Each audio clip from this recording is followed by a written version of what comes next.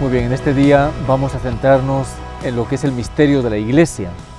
En nuestra espiritualidad católica la Iglesia es un aspecto central, absolutamente central. Y es más importante recordarlo esto porque justo en estos tiempos que vivimos habrán escuchado muchas veces de gente que te dice Cristo sí, Iglesia no. Pues eso no puede ser. No puede ser porque lo que Dios ha unido no puede separarlo el hombre. Cristo es el Salvador, sí, pero Cristo actúa, se ha comprometido a actuar en y por la Iglesia. Es cierto que, claro, ante la realidad de la Iglesia, mucha gente, o todos, de alguna medida o de alguna manera, encontramos un cierto obstáculo en cuanto que, como es lógico, la Iglesia está compuesta por hombres, por seres humanos, que como tales fallamos, somos débiles, tenemos pecados, tenemos miserias, y entonces eso parece que nos supusiera una cierta dificultad. Pero claro, esa solamente es la parte humana de la Iglesia. Lo mismo que en Nazaret la gente se quedaba solamente en una parte de Cristo, de Jesús, lo que veían, este es el carpintero, el hijo de María, sus parientes aquí están, se quedaban en esa parte externa visible y no daban el paso a creer en Él como el Hijo de Dios, como el Salvador del mundo. Así también nosotros en la Iglesia podemos quedarnos solamente en esa parte externa, visible, humana, que la tiene incluso con negatividad, con defectos, con pecados, y perdernos la parte divina. La Iglesia tiene una parte divina. El alma de la Iglesia es el Espíritu Santo. La cabeza de la Iglesia es Cristo. Entonces, ese es donde tenemos nosotros que mirar. La Iglesia es humana, sí, pero también es divina. Y desde ahí, claro, nos damos cuenta que es signo de contradicción, como lo fue Jesús. Si Jesús fue rechazado, también la Iglesia será rechazada. Y si Jesús fue aceptado, también la Iglesia será aceptada. Pero la Iglesia no busca ser aceptada ella misma. La Iglesia, por definición, así nos la presenta el Concilio Vaticano II, es el sacramento universal de salvación. Es decir, es signo, intenta expresar, ser reflejo lo más perfecto posible de Cristo, del rostro de Cristo, y ser también instrumento, es decir, cauce de su gracia, de su salvación, de su perdón, de su misericordia. Toda la Iglesia, desde ese punto de vista, la miramos desde Cristo, la miramos por tanto con ojos de fe. No se puede entender la Iglesia si no es con una mirada de fe. Así Cristo la ha querido como lo que realmente ella es. Miramos por tanto la Iglesia y estamos, como digo, recogiendo los puntos fundamentales de nuestra fe católica, pero sobre todo en la perspectiva de la espiritualidad, es decir, de nuestra vivencia personal del misterio de la Iglesia. No podemos vivir una espiritualidad cristiana, una espiritualidad católica, si no es también con esta dimensión eclesial. La Iglesia no es un añadido, la Iglesia forma parte esencial de nuestra fe. Podemos decir entonces que nuestra relación respecto de la Iglesia tiene como dos o tres aspectos. Uno, que somos miembros de la Iglesia, que es un cuerpo. Fíjense que esta es la imagen, una de las imágenes más conocidas, la que pone San Pablo, por ejemplo, en 1 Corintios capítulo 12, la Iglesia es un cuerpo. Y en este cuerpo hay muchos miembros, por eso hay variedad. No todos tenemos la misma función, la misma misión. Uno es el ojo, otro es la mano, otro es el pie, el oído. Son miembros diferentes, con misiones y funciones diferentes, pero complementarias. Un único cuerpo. Y cada miembro no funciona para sí mismo, sino para los demás, al servicio de todo el cuerpo. Y la cabeza de todo este cuerpo es Cristo, que es quien dirige toda la vida de la Iglesia. Entonces, este es un primer aspecto. Somos miembros de este cuerpo que es la Iglesia. Y luego podemos decir que hay como dos cosas complementarias. Uno, en la Iglesia nosotros estamos recibiendo, o sea, toda la vida de Dios, toda la gracia de Dios, toda la santidad, todas las virtudes, absolutamente todo, la palabra de Dios, los sacramentos, todo nos viene de Dios por medio de la Iglesia. O sea, la Iglesia es el instrumento, es el sacramento a través del cual nos llegan todas las bendiciones de Dios. Es el canal por el que recibimos todas esas bendiciones de Dios. Pero claro, una vez que uno recibe esa gracia de Dios, esa vida de Dios, esos dones de Dios, al mismo tiempo que los recibe, los vive de una manera plena para que eso redunde también en beneficio de todo el cuerpo, ¿no? Es decir, las cualidades que ha recibido mi mano no son para ella, son para todo el cuerpo. y las que ha recibido mi ojo, igual. Pues así, cada miembro de la Iglesia, todo lo que recibe, lo recibe por medio de la Iglesia, pero lo recibe al servicio de la misma Iglesia. Con otro ejemplo, podemos decir en una familia, un niño en una familia lo recibe todo de su familia, de sus padres, la vida, el alimento, la salud, las fuerzas, absolutamente todo lo recibe de su familia. Pero al mismo tiempo que el niño va creciendo, va desarrollando sus facultades, va teniendo más capacidad de realizar cosas, todo lo que el niño ha recibido lo va poniendo al servicio de la familia. Bueno, pues esto es la Iglesia, es la gran familia de los hijos de Dios, en la que cada uno todo lo recibe de Dios por medio de la Iglesia, pero una vez que lo ha recibido, lo pone al servicio de la misma Iglesia. Y esta es una cosa enormemente bella y enormemente iluminadora. Bien, si tuviéramos que dar nombre de lo que es la Iglesia, la palabra Iglesia viene del griego eclesía, que significa convocada, llamada. Por tanto, la Iglesia, ¿qué es? La comunidad de los llamados, la comunidad de los elegidos. Es decir, nos está poniendo ya de relieve que no se trata de una iniciativa nuestra. Hemos sido llamados, elegidos, convocados por Dios mismo. El otro gran nombre o título es el que hemos mencionado, de la Iglesia como cuerpo. Y fíjense que es una imagen muy sugerente, muy rica, ¿no? Y como todas las imágenes, es capaz de muchas aplicaciones, de muchas consecuencias, de muchas cosas prácticas que brotan de ahí. Por ejemplo, el ser miembros de este cuerpo significa que todo lo de los demás, eso lo dice expresamente San Pablo en ese capítulo 12 de 1 Corintios, todo lo demás de los demás me afecta. O sea, si un miembro sufre, todos sufren con él. Si un miembro se alegra, todos se alegran con él. Entonces, esa es una buena pregunta. ¿Vivo yo como Iglesia? Es decir, ¿vibro con los problemas, los sufrimientos, las alegrías de cada uno de mis hermanos en la Iglesia? ¿Lo siento como propio? ¿Todo eso me enriquece a mí y todo eso lo pongo también al servicio de los hermanos? Es decir, es algo mío. No, el otro ya no es un extraño, no es alguien que está lejos de mí o fuera de mí, forma parte de mi mismo cuerpo, es algo mío, es inseparable de mí. Bien, y la otra imagen, que también le hemos mencionado hace un momento, es la que dice el Concilio Vaticano II, como esa gran definición del concilio, que presenta a la Iglesia como sacramento universal de salvación. Sacramento tiene dos aspectos, signo y eficacia. Signo quiere decir que muestra, la Iglesia está llamada a mostrar, a revelar con su vida, con todo lo que ella es, el rostro de Cristo, signo. Pero además es eficaz. Así como los 7 sacramentos que conocemos, hay signos, el agua, el vino, el aceite, son signos, pero que consagrados por Dios, por el Espíritu Santo, se convierten en eficaces, o sea, portadores de la gracia. Así también este gran sacramento, este signo que es la Iglesia, se convierte en portadora de gracia, en instrumento y canal de gracia para todos aquellos a quienes alcanza. Entonces, esos serían como las imágenes, entre otras muchas, ¿no? Porque en el mismo San Pablo y en toda la Sagrada Escritura aparecen otras muchas imágenes de la Iglesia, como redil, como campo de Dios, edificación, etc. Son varias imágenes, ciudad santa, etc. Cada imagen nos aporta algún aspecto de este misterio, de esta realidad o de esta riqueza de la Iglesia. Pero también tenemos que ver en la Iglesia lo que es su dimensión trinitaria.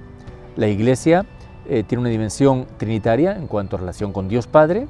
La Iglesia arranca de ese designio, de ese propósito eterno del Padre, de su bondad, de su sabiduría, que quiere hacernos partícipes de su vida. O sea, ¿por qué Dios nos llama a la Iglesia? Porque quiere hacernos partícipes de su misma vida divina, que Él nos regala gratuitamente y misericordiosamente. Esa es la relación con el Padre. La relación con Cristo es que en Él somos hechos hijos de Dios, somos redimidos por Él, la Iglesia nace del costado de Cristo, instaurar todo en Cristo. La Iglesia es el instrumento unido a Cristo, inseparablemente unido a Cristo, para que sea portadora de esa salvación.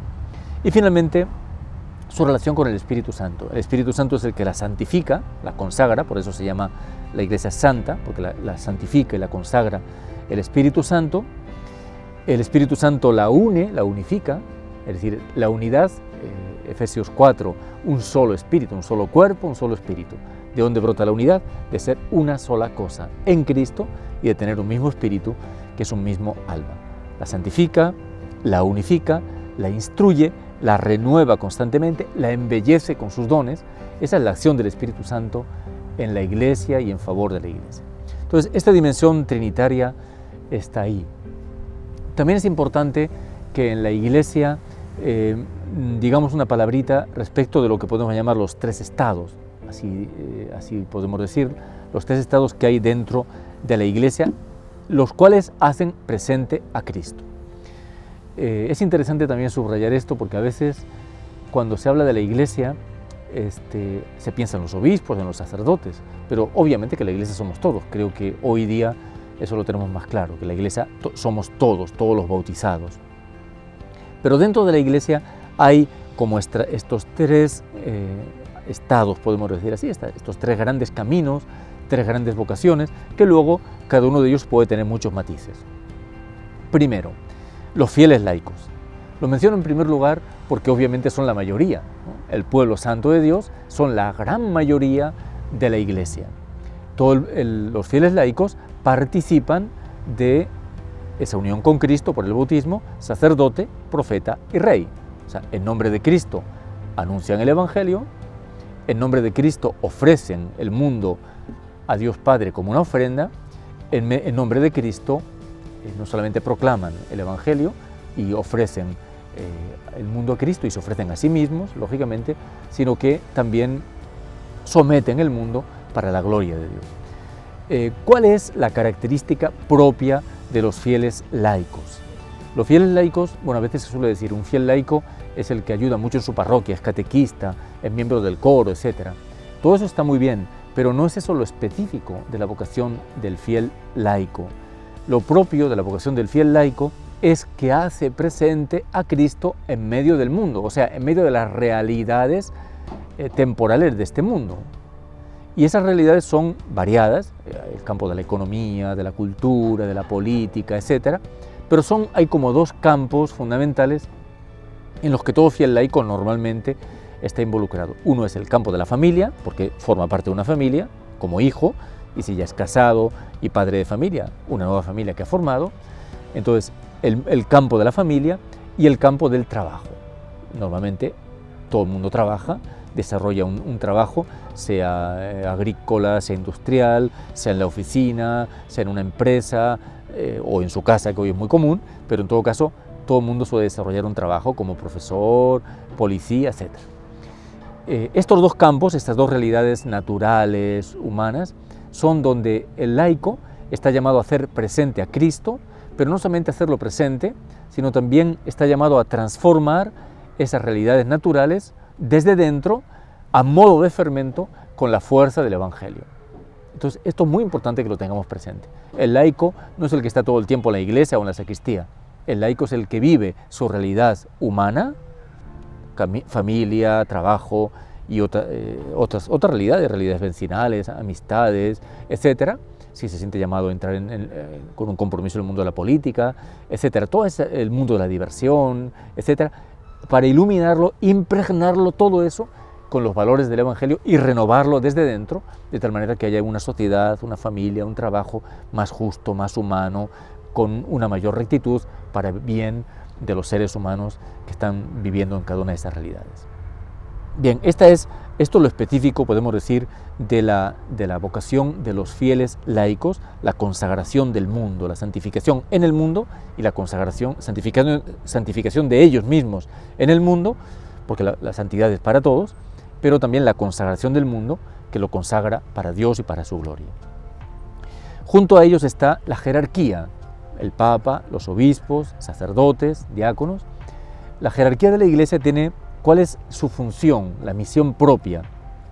Es la de hacer presente a Cristo cabeza de la Iglesia. Cabeza, pastor y maestro y sacerdote, ¿no? Entonces, la tarea propia de esta jerarquía de la Iglesia es enseñar en nombre de Cristo, predicar el Evangelio, enseñar en nombre de Cristo, santificar, ahí está sobre todo la administración de los sacramentos, y regir, o sea, pastorear, guiar. Pensemos, por ejemplo, un párroco que guía, le toca pastorear toda la parroquia todos los miembros de la parroquia tienen que empujar esa nave, que es la comunidad parroquial, pero alguien dirige esa nave, que es el pastor, que es el párroco en este caso. Pensemos un sacerdote que orienta las almas en la dirección espiritual. Bueno, esta tarea de pastorear. Entonces, enseñar, los apóstoles, sus sucesores, los obispos, cuando están reunidos en concilio, o el Papa cuando habla de cátedra, son infalibles, y después las enseñanzas ordinarias del magisterio han de ser también acogidas con fe, pero nos enseñan justamente la verdad que ha sido revelada de una vez por todas por Cristo y por su Espíritu Santo. Enseñan, pastorean, o sea, gobiernan, pastorean la Iglesia y la santifican, especialmente mediante los sacramentos, también mediante la liturgia de las horas, que si bien es cierto la liturgia de las horas es la liturgia de la Iglesia, de todo el pueblo de Dios, todo fiel laico puede rezar laudes vísperas y se recomienda, el concilio lo recomienda expresamente, pero los sacerdotes lo tenemos encargado de una manera especial, ¿no? Como oración de intercesión por toda la Iglesia, por todo el pueblo de Dios. Y el tercer bloque dentro de la Iglesia es lo que solemos llamar vida consagrada, vida religiosa, etc. En ese campo hay muchísima variedad, ¿no? Igual que en el campo del laicado también hay mucha variedad, diferentes trabajos, diferentes formas de compromiso, etc.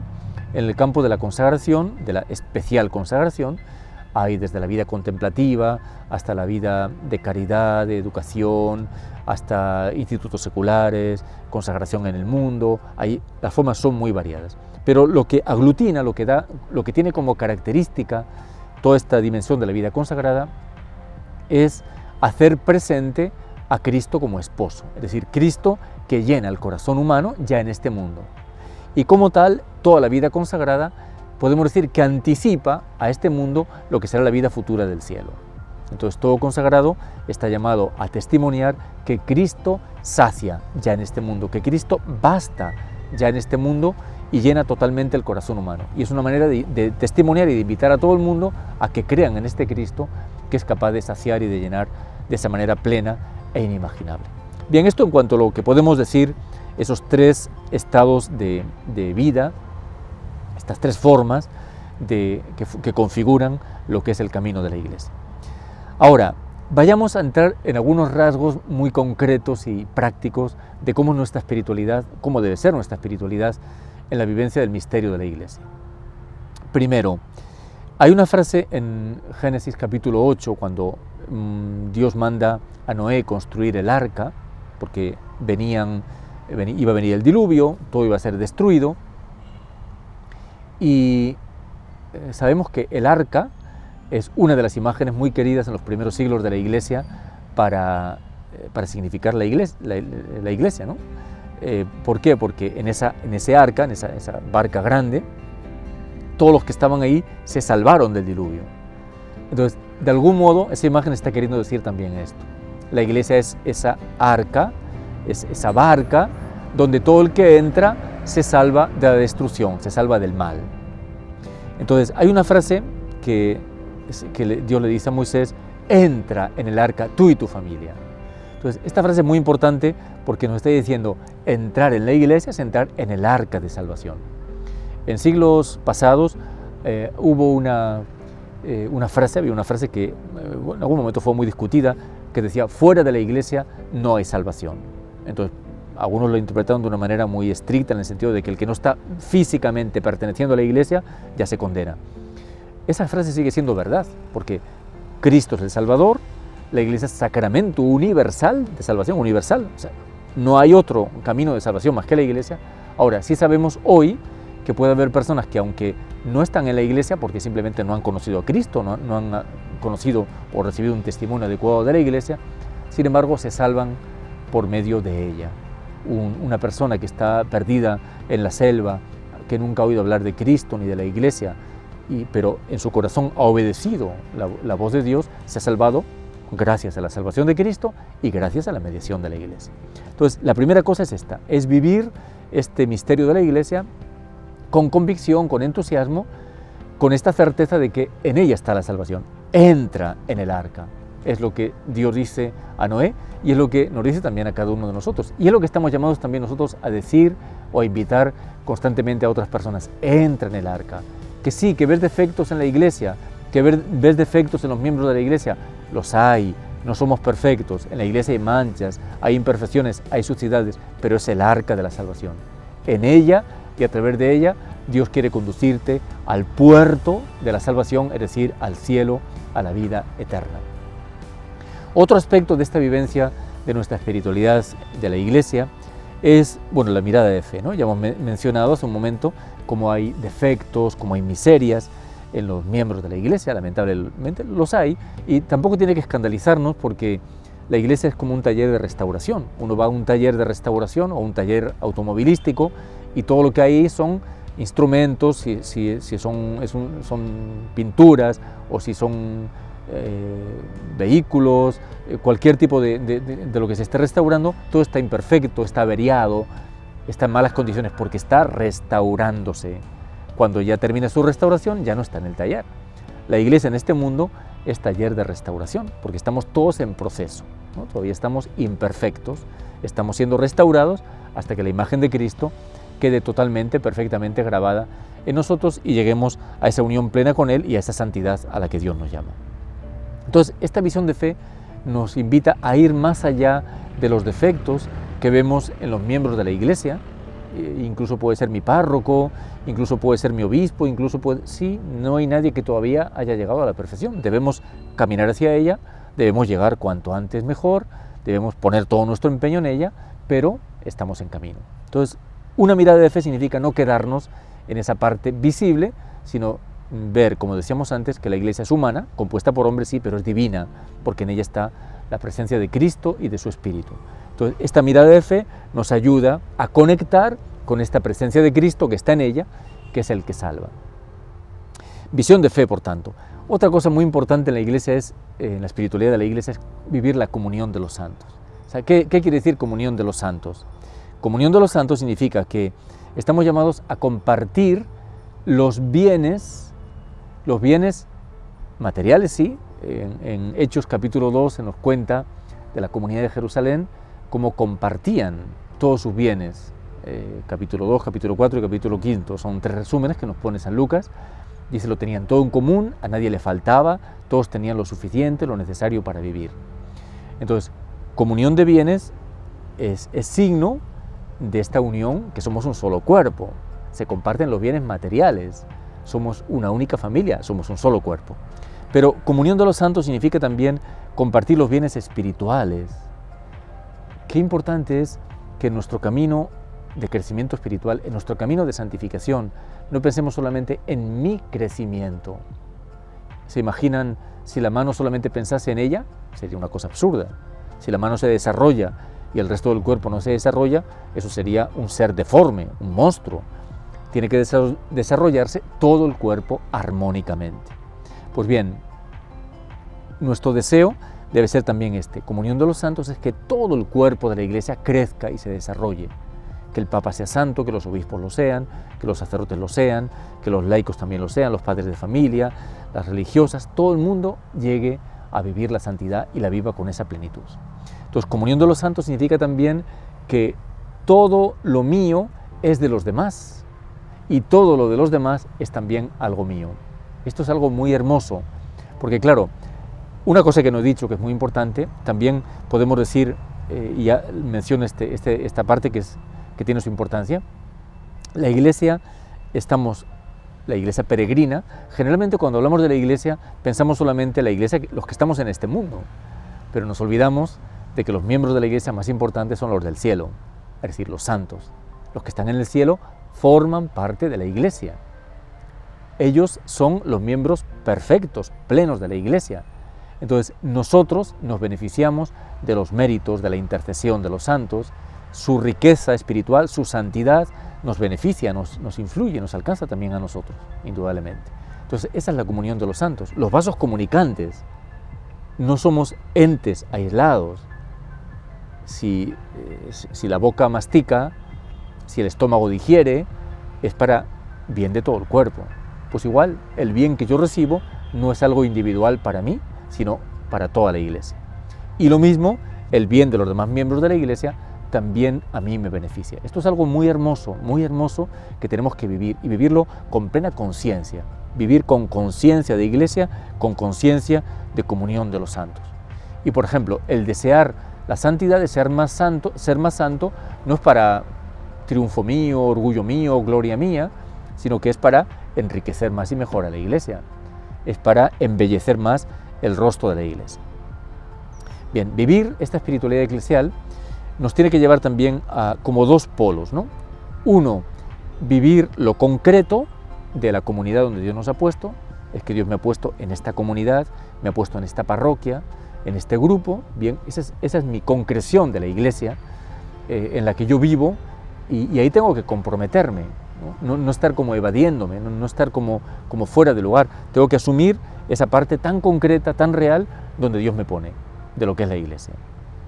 Pero a la vez, esa visión tan concreta no me debe llevar a olvidar la totalidad, la universalidad. La Iglesia es universal. Entonces vivimos en sintonía con toda la Iglesia, el mundo entero, con los católicos en África, en Asia, en cualquier lugar del mundo. Son parte de nosotros y tienen que importarnos los crecimientos de la Iglesia en otros lugares, como también los problemas de la Iglesia en otros lugares. No podemos ser indiferentes. Igual que todo lo que es de nuestra familia nos importa, yo no puedo ser indiferente. Y si uno lo fuera, sería que está muy mal, ¿no? Si uno fuera tan egoísta que no le importan las cosas de su familia, sus problemas o sus alegrías, algo estaría fallando. Pues bien, también nos importan las cosas de nuestros hermanos, aunque sean en la otra parte del mundo, porque son parte mía, son miembros de mi familia, son parte de este único cuerpo que es la Iglesia de Cristo. Entonces, vivir lo concreto sí, pero al mismo tiempo lo universal. Otro aspecto de esta vivencia de la espiritualidad eclesial es poner el ser antes que el hacer. Voy a explicarme con un ejemplo muy concreto. Hay dos patronos de las misiones en la Iglesia, que son San Francisco Javier, Santa Teresa del Niño Jesús. Que San Francisco Javier sea patrono de las misiones nos parece normal. Recorrió cientos, miles de kilómetros, bautizó miles de personas, evangelizó grandes regiones, nos parece normal. Pero que sea patrona de las misiones Santa Teresa del Niño Jesús, que hasta los 15 años estuvo en su casa y desde los 15 años hasta que murió a los 23 o 24 estuvo en un convento de carmelitas. ¿Cómo es posible que sea patrona de las misiones? Muy sencillo, porque dentro de su clausura ella vivió con un corazón profundamente universal. Ella vivió con una pasión enorme el crecimiento de la Iglesia. Ella vivió entregándose en el sacrificio, en la oración, viviendo en favor de la Iglesia. Entonces, desde ahí entendemos lo que acabo de formular, es más el ser que el hacer. Una persona puede hacer muchas cosas y a veces ese hacer puede ser bastante vacío, bastante inútil. Y otra persona quizás no hace muchas cosas, Santa Teresita, y sin embargo su ser redunda en una riqueza, en un enriquecimiento impresionante de la Iglesia. Entonces, ¿qué es lo mejor que yo puedo aportar al crecimiento de la Iglesia? Mi santificación. Más santificación, más unión con Dios, más crecimiento en las virtudes, más eso enriquece a la Iglesia. Después de ahí brotarán también acciones, tareas, compromisos, misiones, por supuesto, cada uno según su vocación y según lo que Dios le llame. Pero lo fundamental es crecer en el ser, en lo que yo soy. Bien, y otro aspecto también importante en esta vivencia de nuestra espiritualidad eclesial es nuestra responsabilidad. Somos iglesia, pero Jesús dice en Mateo 5, vosotros sois la luz del mundo. ¿El mundo cómo va a ser iluminado? A través de la Iglesia, es decir, a través de la comunidad de los bautizados. Entonces, es importante que esta luz no sea opaca, es importante que esta luz brille para que los hombres puedan ver esas buenas obras y glorifiquen al Padre que está en los cielos y puedan creer en Cristo. Este es un don grandioso que Cristo nos hace y también una enorme responsabilidad. Estamos llamados, la luz del mundo es Cristo, pero Cristo ilumina a través de la Iglesia. La luz del mundo es Él, toda la luz viene de Él mismo es la luz, pero la Iglesia es como el foco y la Iglesia somos todos nosotros, a través del cual las tinieblas del mundo tienen que ser vencidas y transfiguradas en luz. Enorme don, pero también inmensa responsabilidad. De ahí que también San Pablo, escribiendo a los Corintios, 1 Corintios capítulo 3, dice, mire cada cual cómo construye. Es una responsabilidad nuestra, esta construcción de la Iglesia. Entonces, tenemos ahí una tarea hermosa, un don hermoso, pero también una responsabilidad enorme. Y finalmente vamos a concluir diciendo algo de las 4 notas de la Iglesia, tal como lo profesamos en el credo. Creo en la Iglesia que es una, santa, católica y apostólica. Que la Iglesia es una, lo es. Antes mencionaba el texto de Efesios 4, un solo cuerpo, un solo espíritu, una sola fe, una sola esperanza, un solo Señor, etc. De hecho es una, compuesta por miembros variados, diferentes. Debemos ser diferentes, debemos ser variados, como el cuerpo tiene miembros y órganos diferentes, pero hay una unidad. Entonces debemos vivir esta característica de la Iglesia en nuestro corazón, saberme uno con mis hermanos, con los que están cerca, mi comunidad en la que vivo, participo, y los que están lejos, con los hermanos del cielo. Y antes no he mencionado, he dicho la Iglesia peregrina, los que estamos en este mundo, la Iglesia de los que están ya en el cielo, pero también los que ya se salvaron, pero todavía necesitan purificación, porque ellos necesitan nuestra ayuda. Lo que solemos decir, las almas del purgatorio, necesitan nuestra ayuda, nuestra oración, nuestra intercesión, para que se purifiquen y puedan empezar a gozar plenamente de la vida de Dios por toda la eternidad. Entonces, vivir esta unidad, uno, me siento uno con el Papa, con mi obispo, con mi párroco, con mi parroquia, me siento uno con los católicos de Francia, de Inglaterra, de Asia, de Nigeria, me siento uno, son miembros de mi cuerpo, son miembros de mi familia. Soy uno con ellos y no aceptar en mi corazón divisiones. San Pablo a los corintios les corrige porque decían yo soy de Pablo, yo de Apolo, yo de Cefas, y San Pablo les corrige duramente sobre eso. ¿Cuántas veces dentro de nuestra iglesia tendemos a hacer contraposiciones? Yo soy de este grupo, yo soy de este movimiento, yo soy de esta comunidad, soy de la iglesia. Eso es lo que me define. Lo demás son, sí, matices, adjetivos, que, bueno, complementan algún aspecto, pero no son lo sustantivo, no son lo más importante. Y sobre todo tengo que saberme miembro y vivir gozosamente esta pertenencia a la iglesia. Nada de la iglesia me tiene que resultar ajeno o extraño. No tengo que aceptar divisiones en mi corazón. Y qué hermoso que haya esta complementariedad. Qué hermoso que haya diferentes funciones, diferentes misiones, porque no estamos para contraponernos, sino para complementarnos. Esta es la riqueza y esta es la belleza de la iglesia. Segundo, la santidad. La santidad es una vocación para todos los bautizados, una llamada de Dios a todos los bautizados, todos, absolutamente. Pero la santidad es algo propio de Cristo. Cristo es el santo, el Espíritu Santo es el santo, y la santidad es algo propio de la iglesia, que es santa, porque en ella mora Cristo, porque en ella mora su Espíritu Santo, porque en ella están los sacramentos que nos santifican. Entonces yo no puedo santificarme si no es recibiendo de la iglesia, recibiendo la vida de la iglesia. Solamente así puedo santificarme. Entonces vivir la santidad es desear ardientemente que la iglesia brille cada vez más por su santidad, que la iglesia crezca en esa santidad y que de ese modo la iglesia también pueda iluminar al mundo mediante una vida santa. Y yo recibir mi santidad como miembro de esta iglesia.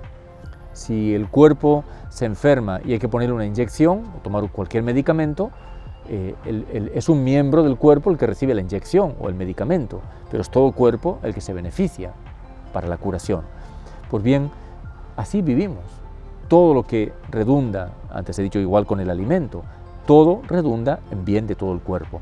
El crecimiento de un miembro debe redundar en el crecimiento de toda la iglesia. Y cada miembro debe anhelar el crecimiento de toda la iglesia.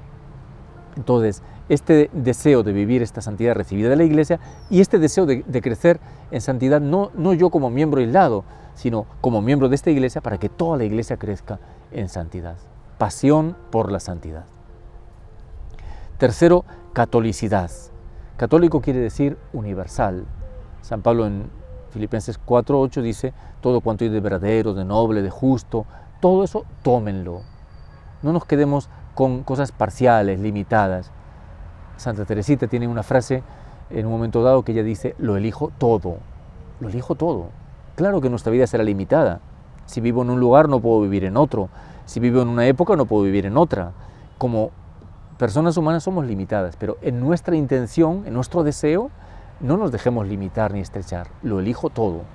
Estamos llamados a esa identificación con Cristo, a esa configuración con Cristo. Estamos llamados a vivir todos los misterios de Cristo, toda la riqueza de Cristo, todas las virtudes de Cristo. Nada me es ajeno.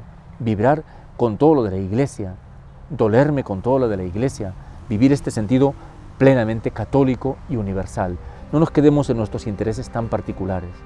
Es bueno que de vez en cuando miremos noticias de la Iglesia en otros lugares del mundo, cómo crece, qué problemas tiene. Miremos noticias, no por curiosidad, sino para conocer y entender mejor este regalo que es nuestra Iglesia, que es nuestra familia, de la cual formamos parte. Apostolicidad significa que la Iglesia está apoyada en los apóstoles y por tanto en sus sucesores, que son los obispos. En consecuencia, la Iglesia se apoya en la Sagrada Escritura, a través de los apóstoles, en la tradición, todo aquello que nos fue transmitido por los apóstoles, de parte de Cristo y que llega hasta nosotros, y en el magisterio de la Iglesia, que ha recibido esa luz, esa gracia especial para iluminarnos, para guiarnos, para no equivocarnos, para no confundir las cosas, para vivir en la verdad. Entonces la Iglesia es apostólica, no podemos prescindir del magisterio de la Iglesia, no podemos prescindir de la Sagrada Escritura, tenemos el precioso catecismo de la Iglesia Católica para que sea él nuestra norma, nuestra guía. Es apostólica en este sentido y es también apostólica en cuanto que la Iglesia tiene este dinamismo apostólico, este dinamismo evangelizador. La Iglesia está llamada a evangelizar a todos y cada uno de los hombres que viven o vivirán en este mundo. Está llamada a llegar a los 4 puntos cardinales hasta el fin de los tiempos, a llegar absolutamente a todos. Es decir, la Iglesia es misionera, es evangelizadora por naturaleza. Y decir la Iglesia quiere decir también cada uno de nosotros. Dentro de esta Iglesia tiene que vivir este ardor apostólico, esta pasión por llevar el Evangelio a todos, esta ilusión, este entusiasmo de que todos conozcan a Cristo y su palabra. Bien, estas serían las 4 notas. Como referente concreto tenemos, mejor que ningún otro, el libro de los Hechos de los Apóstoles, donde nos cuenta el nacimiento de la Iglesia, la primera comunidad de Jerusalén y cómo se fue expandiendo, Judea, Samaria, Antioquía y después los viajes misioneros de San Pablo. Ahí en el libro de los Hechos encontramos no solamente cómo nació de hecho la Iglesia, sino cuáles son las características de esa Iglesia primitiva que deben ser las de la Iglesia de todas las épocas. Yo les invito a leer, meditar y profundizar ese libro de los Hechos, lo mismo que también quien desee profundizar un poco más todo esto, puede mirar el Catecismo de la Iglesia Católica, los números 748 hasta el 962. Son bastantes números que dedica a esta parte del credo que es la Iglesia. Termino diciendo, como la Iglesia, lo he apuntado en parte antes, es un taller de restauración, pero ¿por qué? Porque esta Iglesia está como haciéndose, está todavía construyéndose. La verdadera Iglesia es la del cielo. El Concilio Vaticano II tiene un capítulo entero cuando habla de la Iglesia, donde habla de la índole esencialmente escatológica de la Iglesia. ¿Qué quiere decir eso? Que la Iglesia alcanza su plenitud en el cielo. Mientras estamos en este mundo, la Iglesia se va formando, se va constituyendo de manera creciente y progresiva hasta alcanzar su plenitud. Y por eso quería terminar leyéndoles este texto que me parece muy bonito del capítulo 21 del libro del Apocalipsis, donde nos presenta esa Iglesia que desciende del cielo como ciudad santa y como esposa inmaculada. Esa es la verdadera Iglesia. Más allá de las manchas que podemos ver en este o en aquel miembro o en nosotros mismos, contemplemos esta Iglesia bella tal como Cristo nos la regala. Apocalipsis capítulo 21. Vi la ciudad santa, la nueva Jerusalén que bajaba del cielo, de junto a Dios, engalanada como una novia ataviada para su esposo.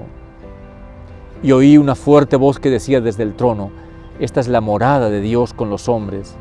Pondrá su morada entre ellos, y ellos serán su pueblo, y Él, Dios con ellos, será su Dios. Y entonces enjugará toda lágrima de sus ojos, y no habrá ya muerte, ni habrá llanto, ni gritos, ni fatigas, porque el mundo viejo ha pasado. Entonces dijo el que está sentado en el trono: he aquí que hago nuevas todas las cosas. Y continúa un poco más adelante: ven que te voy a mostrar a la novia, a la esposa del Cordero. Me trasladó en espíritu un monte grande y me mostró la ciudad santa de Jerusalén, que bajaba del cielo de junto a Dios y tenía la gloria de Dios.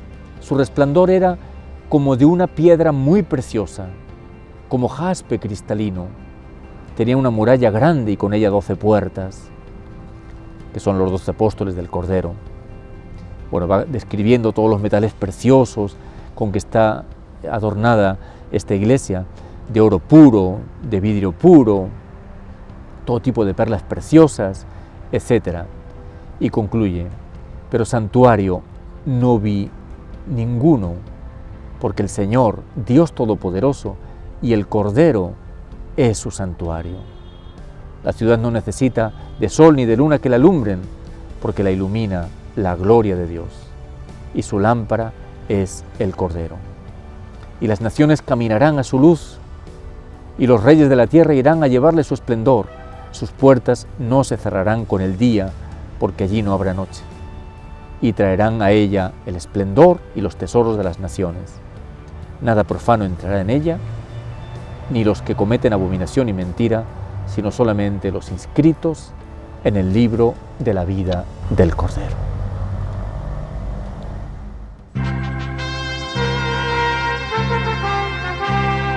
Todos unidos formando un solo cuerpo, un pueblo que en la Pascua nació. Miembros de Cristo en sangre redimidos, Iglesia peregrina de Dios. Vive en nosotros la fuerza del Espíritu que el Hijo desde el Padre envió. Él nos empuja, nos guía y alimenta. Iglesia peregrina de Dios. Somos en la tierra semilla de otro